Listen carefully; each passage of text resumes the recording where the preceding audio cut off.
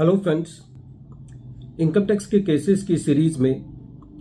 आज जो केस हम डिस्कस करेंगे वो सेक्शन 2 क्लॉज 22 क्लॉज ई को लेकर के है, जो कि डीम्ड डिविडेंड के ऊपर है। डीम्ड डिविडेंड के प्रोविजंस इसलिए लाए गए थे कि कोई भी ऐसी प्राइवेट लिमिटेड कंपनी जिसके अंदर पब्लिक सब्सटेंशियली इंटरेस्टेड नहीं है, वो कोई भी अनड्यू बेनिफिट अपने शेयर होल्डर्स को ना दे। इस चीज को ध्यान में रख करके सेक्शन 2 क्लॉज 22 क्लॉज ई के प्रोविजंस लाए गए थे। प्रेजेंट केस में ऑनरेबल दिल्ली ITAT की जी बेंच के सामने एक इशू था कि यदि एक प्राइवेट लिमिटेड कंपनी किसी दूसरी प्राइवेट लिमिटेड कंपनी को लोन देती है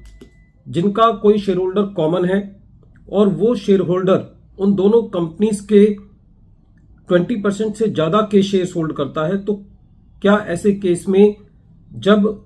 ये जो लोन दिया हुआ है ये इंटर कॉर्पोरेट डिपॉजिट्स के रूप में है और जिसके ऊपर कंपनीज आपस में कमर्शियल टर्म्स पर इस ट्रांजैक्शन को कर रही हैं और कमर्शियल टर्म्स पर इंटरेस्ट चार्ज कर रही हैं, तो क्या ऐसे केस में भी इसको डीम्ड डिविडेंड की डेफिनेशन में लाया जा सकता है? यही इशू ऑनरेबल ट्रिब्यूनल ने अपने case Sudesh Gupta versus assistant commissioner of income tax के केस में डिसाइड की और ये case 126 ITR tribunal page number 237 पर रिपोर्ट हुआ। इस केस का जजमेंट 25 अप्रैल 2025 को आया। प्रेजेंट केस असेसमेंट ईयर 13-14 से रिलेटेड है। प्रेजेंट केस के अंदर एक असेसी है सुदेश गुप्ता, जिसके पास बी कंपनी के 34.67% शेयर्स हैं और के कंपनी के 21.08% शेयर्स हैं। कहने का मतलब है कि दोनों कंपनीज में सब्सटेंशियल शेयर होल्डिंग है। असेसमेंट ईयर 13-14 से रिलेटेड जो प्रीवियस ईयर था, उस प्रीवियस ईयर में जो के कंपनी थी उसने बी कंपनी को इंटर कॉर्पोरेट डिपॉजिट्स दिए हुए थे जिसके ऊपर कमर्शियल रेट से इंटरेस्ट भी चार्ज हो रहा था। During the assessment proceedings assessing officer ने देखा कि दोनों कंपनीज के अंदर बी कॉमन शेयर होल्डर है और क्योंकि के कंपनी ने बी कंपनी को लोन दिया हुआ है तो एओ ने इसको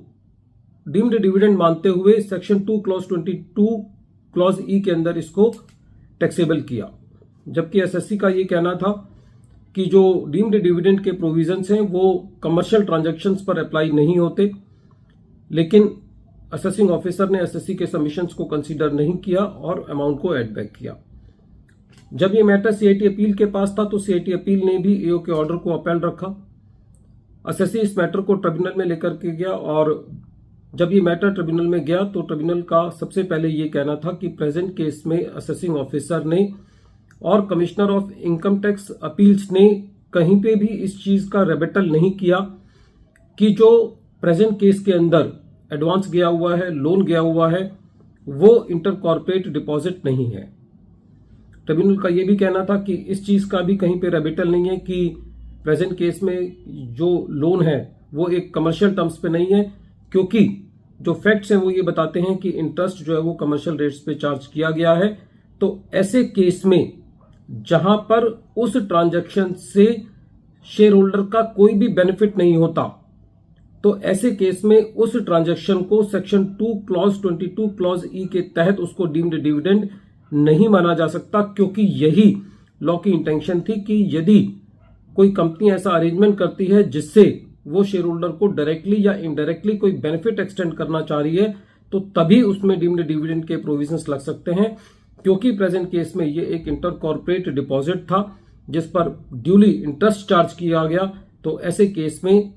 जो प्रेजेंट लोन है वो डीम्ड डिविडेंड की डेफिनेशन में नहीं आता। डीम्ड डिविडेंड तभी लगता है जब लोन बेनिफिशियल ओनर